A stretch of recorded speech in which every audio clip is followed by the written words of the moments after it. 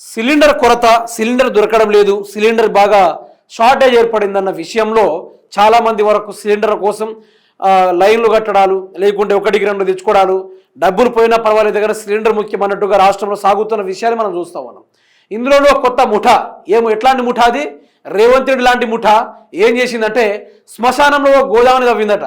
గోదాము లాంటిది తవ్వి లోపల సిలిండర్లు దాచే కార్యక్రమం దిశగా వాళ్ళు పెడుతున్న సందర్భంలో దొరికిపోయిరట. ఒకసారి గదే వినండి, భలే ఉంటుంది కదా. శ్మశానంలో సిలిండర్ల డంపు, అక్రమంగా దాచిన దుండగులు, శ్మశానంలో సీక్రెట్ గోదాము, కొరత పేరుతో కుంభకోణం, గ్యాస్ దందా గుట్టు రట్టు, సూత్రధారి సహా 10 మంది అరెస్టు. భాగ్యనగరంలో గ్యాస్ సిలిండర్లను బ్లాక్ మార్కెట్కు తరలిస్తూ సామాన్యులను నిలువున దోచుకుంటున్న భారీ ముఠా గుట్టును హైదరాబాద్ టాస్క్ ఫోర్స్ పోలీసులు రట్టు చేశారు. పంజాగుట్టలోని ఈ వ్యవహారం మొత్తం వేలికలోకి వచ్చింది. అంటే ముఠా మొత్తం చూస్తే నాకెందుకో మన ముఖ్యమంత్రి రేవంత్ రెడ్డి గారి లెక్కనే అనిపిస్తూ ఉందబ్బా. ఎందుకంటే గ్యాస్ అనేది దొరకట్లేదు అని సామాన్యులందరూ లైన్లు ఉంటే ఈ కొత్త ముఠా 10 మంది కలిసి ఏం చేసిర్రట, శ్మశానంలో గుంత దొవ్వి ఆ గుంతలో లోపల ఆ గ్యాసుల్ని దాచిపెట్టి బ్లాక్ మార్కెట్లో 1500కు, 3000 రూపాయలకు, 4000 రూపాయలకు గ్యాసులు అమ్ముకునే కార్యక్రమం దిశగా వాళ్ళు వెళ్ళిపోతూ ఉంటే ఇది యథేచ్ఛగా బయట దొరికిపోయింది. టాస్క్ ఫోర్స్ వాళ్ళు గమనించి మరి దాన్ని పట్టుకోవడం కూడా జరిగింది.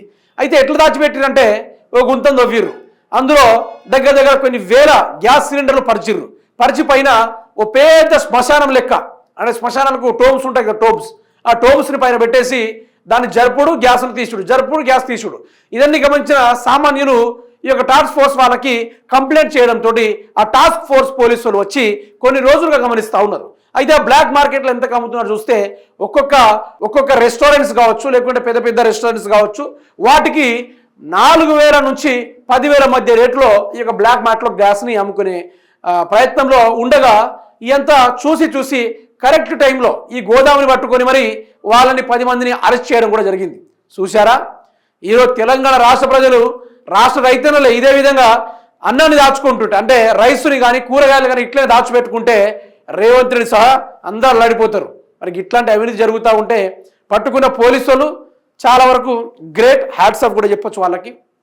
ఇట్లాంటి వ్యవస్థ తయారవుతుందంటే దానికి కారణం స్ఫూర్తిదాయక ఒక్కడు మన ముఖ్యమంత్రి రేవంత్ రెడ్డి గారు. అన్నిటికీ స్ఫూర్తిదాయకం రేవంత్ రెడ్డి గారు మాత్రమే.